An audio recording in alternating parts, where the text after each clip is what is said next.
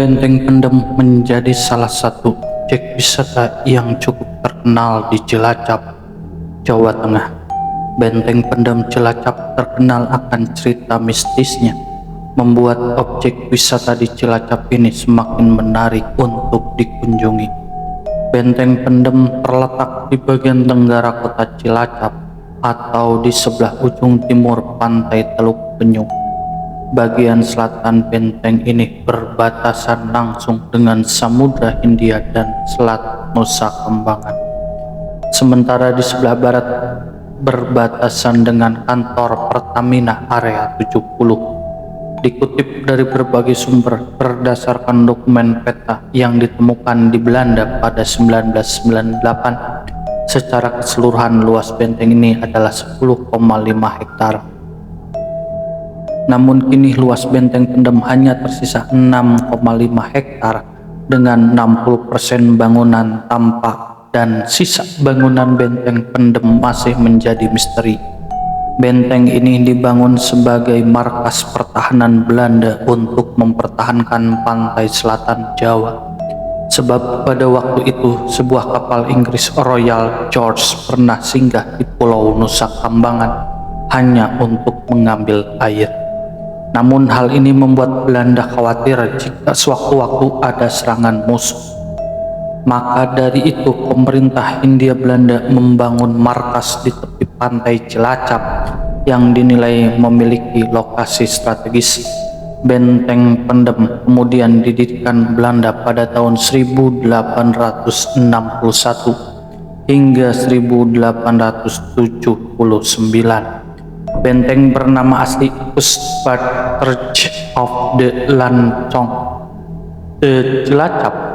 Bangunan benteng Pendem memiliki ruang penjara, terowongan bawah laut, ruang akomodasi, ruang pengintaian, dan ruang kesehatan. Pada 1942, benteng ini berhasil diduduki tentara Jepang. Saat Jepang kalah dari sekutu, benteng Pendem kembali ke tangan tentara Hindia Belanda Kenil sampai dengan tahun 1950. Sampai 1952, benteng ini kosong dan kembali ditempati pada 1965 oleh TNI.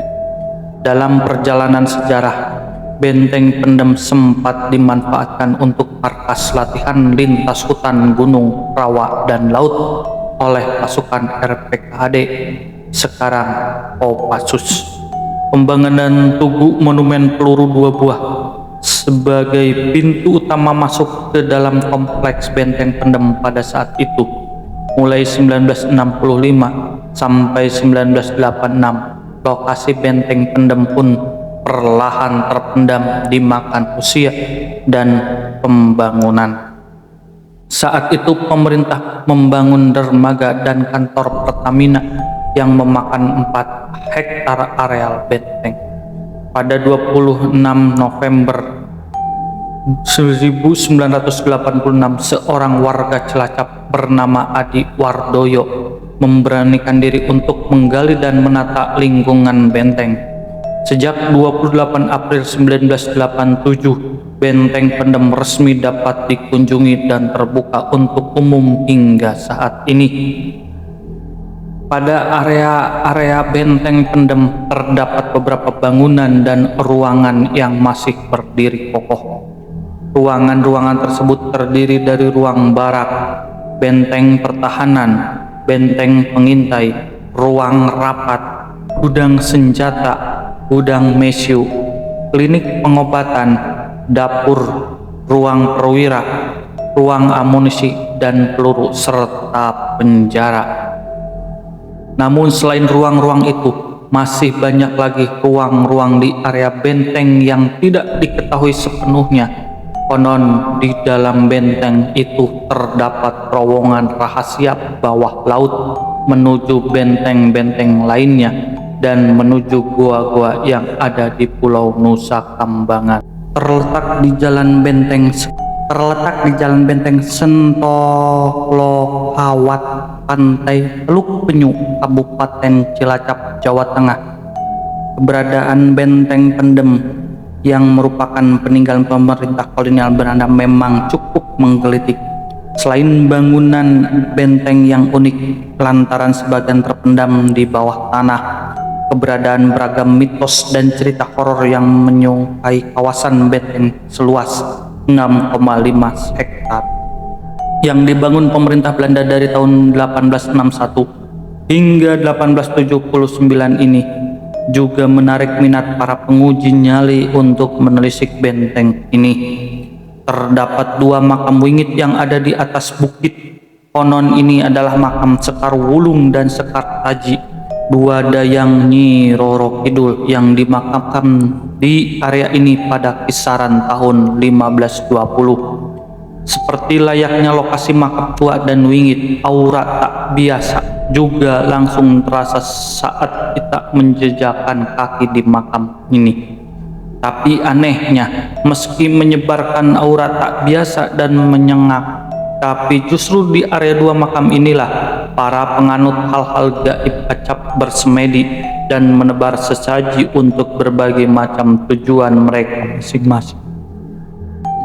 Konon, lokasi makam ini menjadi lokasi favorit untuk bersemedi lantaran para pelakonnya meyakini jika di sini terdapat pintu gerbang serta terowongan gaib menuju Pulau Nusa Kambangan.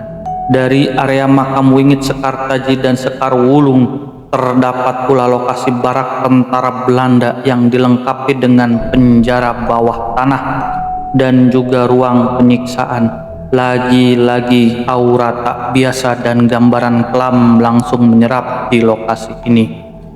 Karena di penjara dan ruang penyiksaan inilah kabarnya perempuan-perempuan Indonesia disekap dan diperlakukan dengan sangat tidak manusiawi oleh tentara kolonial. Tidak heran jika saat malam tiba, dari lokasi ini acap terdengar jeritan dan tangisan mayat perempuan minta tolong. Ya, ini dulunya barak tentara Belanda. Di sini tempat perempuan-perempuan Indonesia disandra dan dijadikan budak seks. Mereka pun acap disiksa dan di ruangan ini. Makanya kalau malam sering terdengar suara tangis dan jeritan minta tolong perempuan, ujar dan Dito Sutrisno, pengelola benteng Pendem. Kondisi yang tak kalah horor hadir dari ruang klinik yang lokasinya tidak berjauhan dengan ruang penjara bawah tanah dan ruang penyiksaan. Di klinik ini hanya terdapat 2 ruang utama yang masing-masing berfungsi untuk ruang perawatan dan ruang operasi. Namun sama seperti ruang penyiksaan, ruang klinik yang dulunya serat dengan darah juga menyemburkan aura yang membuat bulu kuduk merinding. Namun dari keseluruhan area benteng Pendem, titik yang paling mistis justru terdapat di area terowongan benteng. Area terowongan ini memiliki akses hingga menembus ke arah pantai, serta lagi-lagi dilengkapi dengan penjara bawah tanah dan ruang penyiksaan. Dan di ruang penyiksaan inilah para pekerja Rodi yang membuat benteng Pendem disiksa oleh tentara Belanda hingga tidak sedikit yang kehilangan nyawa.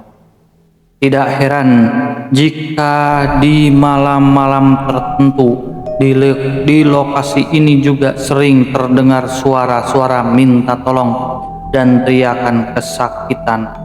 Yang lebih menyeramkan lagi, di lokasi ini pula sering hadir penampakan sosok perempuan menyeramkan yang kini merupakan arwah penasaran dari korban penyiksaan di masa lalu.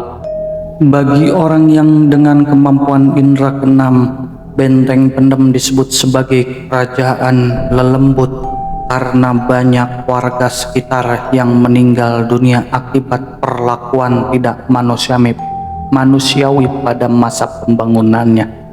Tak hanya menjadi kerajaan lembut, tak sedikit yang mengatakan jika cerita mistis benteng Pendem ini ada hubungannya dengan tragedi berdarah Ambarawa. Hal inilah yang membuat banyak cerita mistis yang terjadi di sekitar benteng tersebut. Salah satunya dituturkan oleh Mahmudi, ketua RT 07 Desa Lodoyong. Dia mengaku jika ada penghuni baru di lingkungan tempat tinggal mereka, maka para penghuni benteng pendem biasanya akan memperkenalkan diri. Ada cerita lain, mitos dari benteng pendem. Benteng pendem diceritakan memiliki banyak terowongan bawah laut yang menghubungkan benteng ini dengan berbagai tempat di sekitar kota Cilacap. Salah satunya adalah Pulau Nusa Kambangan. Pembangunan terowongan bawah laut ini bertujuan untuk memudahkan pasukan Belanda bergerak dari satu tempat ke tempat lain. Terowongan bawah laut benteng pendem sempat menjadi salah satu daya tarik wisata. Banyak orang yang percaya bahwa terowongan ini dapat menghubungkan benteng pendem dengan Pulau Nusa Kambangan. Mitos ini muncul karena adanya beberapa fakta yang mendukung, seperti jarak antara benteng pendem dengan Pulau Nusa Kambangan hanya sekitar 4 km. Terowongan bawah laut benteng pendem yang sempat terdeteksi memiliki panjang sekitar 1 km. Mitos-mitos ini berkembang di tengah masyarakat untuk memicu rasa penasaran dan ingin tahu tentang kebenaran terowongan bawah laut ini. Namun, hingga saat ini belum ada bukti kuat yang mendukung mitos-mitos tersebut, karena belum ada penelitian yang membuktikan kebenarannya. Di antara mitos yang berkembang adalah terowongan tersebut dijaga oleh ular berkepala 7. Konon menurut mitos, ular berkepala 7 ini adalah jelmaan dari seorang prajurit Belanda yang dikutuk oleh seorang dukun karena telah melakukan kejahatan. Ular berkepala 7 ini juga diyakini sangat ganas dan akan menyerang siapa saja yang memasuki terowongan bawah laut.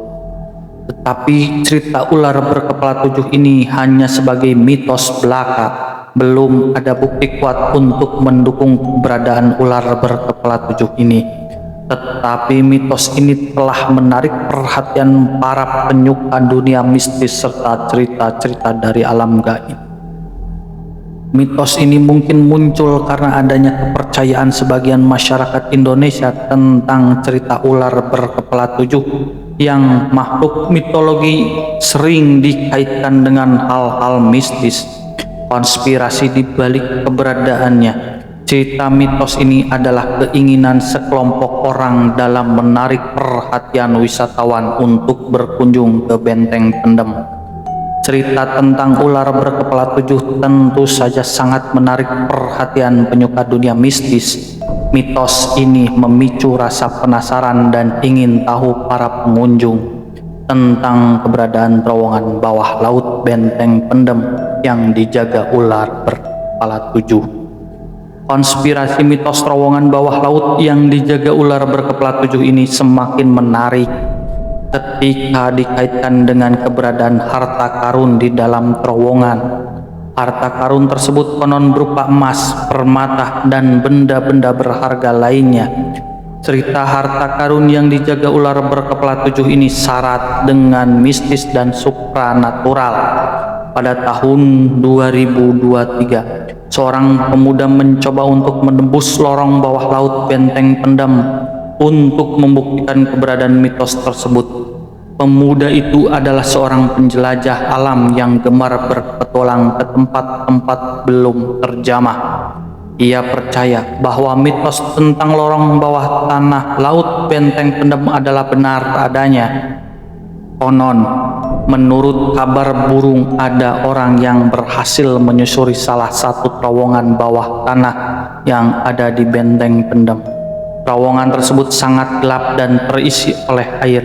Setelah berjalan beberapa lama, orang tersebut tiba di ujung terowongan. Ia melihat sebuah celah kecil di ujung terowongan. Dia mencoba masuk ke dalam celah tersebut yang membuatnya berada di bawah laut. Setelah berenang cukup lama, akhirnya ia tiba di Pulau Nusa Kambangan. Petualangannya pun berlanjut hingga ia menemukan ular berkepala 7 yang sangat besar dan menyeramkan. Setelah berhasil melarikan diri dari ular kepala 7 tersebut, dia kembali ke benteng pendem lalu menceritakan pengalamannya kepada orang-orang. Cerita ini memang tidak jelas sumbernya, namun diramu sedemikian rupa agar menarik bagi penggemar cerita mistis dan supranatural. Keberadaan terowongan bawah laut tidak pernah dapat dibuktikan, namun cerita mistis yang beredar menjadi sebuah konspirasi terselubung untuk mengundang para wisatawan dan menantang para petualang dunia gaib untuk menjelajahnya. Sebuah tantangan yang menarik bagi para ahli supranatural. Banyak cerita yang beredar, namun belum ada satu fakta pun yang tersaji untuk membenarkan cerita-cerita tersebut.